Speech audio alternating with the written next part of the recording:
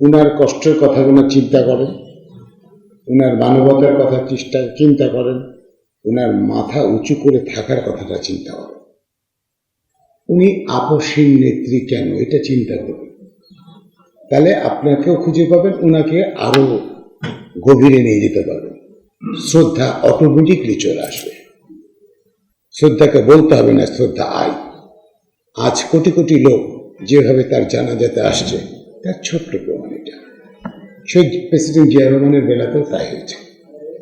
এইভাবে শ বছর, হাজার হাজার বছর পর পর দুই একজন জন্ম নেয়, এটা মনে রাখবেন।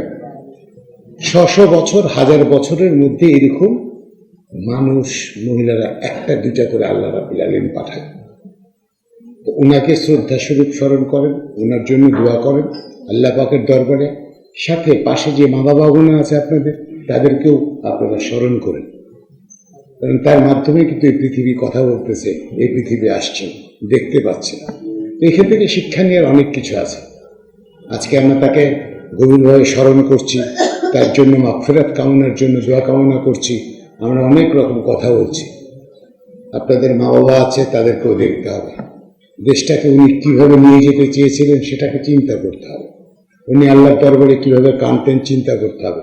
গতকালকে আমরা একটা প্রার্থনার গান, গতকালকে ছেড়েছি প্রার্থনার গান। গানটা শুনে আপনাদের অনেক ভালো লাগবে। উনার কারাগারের দেয়ালগুলো এখনো কথা বলে। এই জিনিসগুলো আপনাদেরকে অনুধাবন করতে হবে। আমরা এরকম সরসভা করছি এমন একজন ব্যক্তি যে খুব এরকম হওয়া যায় না সাধারণত।